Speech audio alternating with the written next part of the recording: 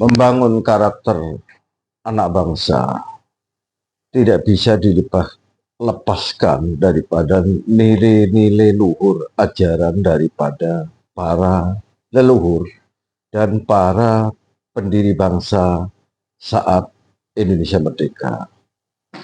Terutama khususnya ya dengan dasar negara Pancasila, di samping sumber dari segala sumber hukum juga pandangan hidup bangsa Indonesia.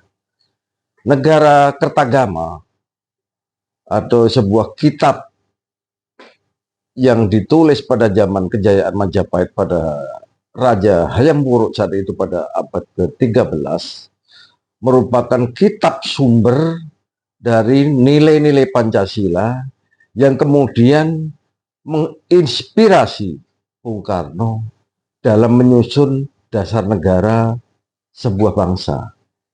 Ini yang harus diketahui kepada generasi muda. Seperti yang dituturkan oleh Bung Karno sendiri saat itu, ya kan, dalam autobiografinya, dalam buku karangannya Bung Karno, yaitu Bung Karno Penyambung Lidah Rakyat, ya kan, pada halaman 240 kalau nggak salah. Beliau menyatakan bahwa aku tidak mengatakan bahwa aku menciptakan Pancasila. Apa yang aku kerjakan, kata Bung Karno, hanyalah menggali jauh ke dalam bumi tradisi dari kami sendiri. Artinya tradisi dari leluhur-leluhur bangsa. Dan aku menemukan butir-butir mutiara yang indah. Itu dalam autobiografinya Bung Karno. Bung Karno sendiri seperti yang kita ketahui, beliau itu menggali dari kitab kakawin negara Kertagama, ya kan, karangan Empu Prapanca itu pada pupuh 43. Itu disebutkan kata 5 kaidah tingkah laku utama yang disebut Pancasila.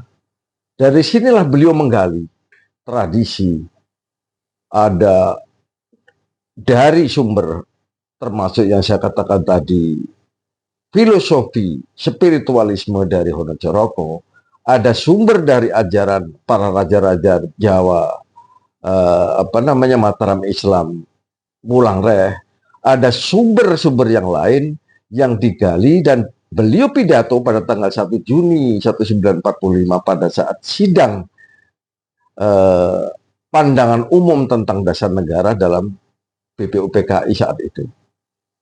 Jadi Pancasila itu memang digali, bukan diilhami oleh budaya luar.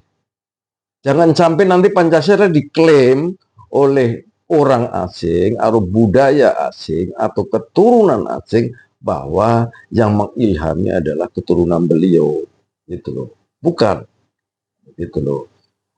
Bendera negara Republik Indonesia pun dari Majapahit, cuma warnanya dulu adalah merahnya itu merah gula kelapa, bukan merah darah, gitu loh. Itu dalam sumber-sumber sejarah ada tertulis, gitu loh. Bukan katanya loh, kan gitu. Supaya generasi ini tahu, jangan ada suatu manipulasi sejarah lah, gitu loh. Karena bangsa kita itu adalah bangsa yang terkenal santun, bangsa yang terkenal ngalah, ngalelah, tapi bukan kalah loh. Bukan kalah, ngalah dan ngalelah itu berdasarkan sumber dari ajaran Allah, ajaran Tuhan, gitu loh. Terus dalam sejarah masa lalu kita pernah menumpas daripada tentara Mongolia yang telah menundukkan 2/3 dari seluruh dunia, dari Eropa sampai Jazirah Arab dihancurkan. Kita bisa mengusir mereka dengan gagah beraninya. Bahwa bangsa kita bangsa sebuah bangsa yang memang kesatria, gitu. Cuma kita punya rasa unggah-ungguh lah, rasa adat penghormatan terhadap orang lain, menghormati guru, menghormati orang tua, menghormati orang yang lebih tua, itu yang memang sudah diajarkan dari dahulu kala kepada kita-kita generasi-generasi saya. Maka saya juga sangat prihatin lah.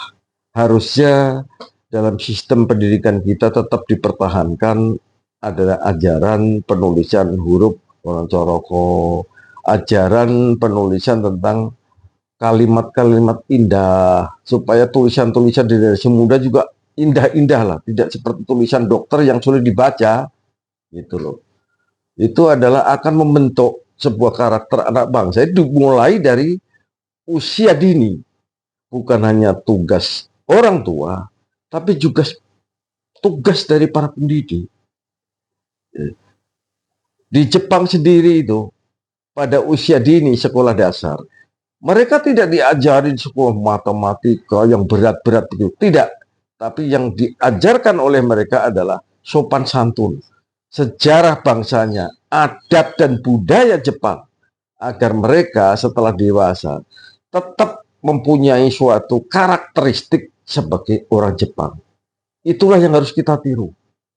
Supaya kita punya generasi yang akan datang, generasi muda, bisa mempunyai karakteristik keindonesiaan, yaitu sebagai orang Indonesia. Saya pikir begitu.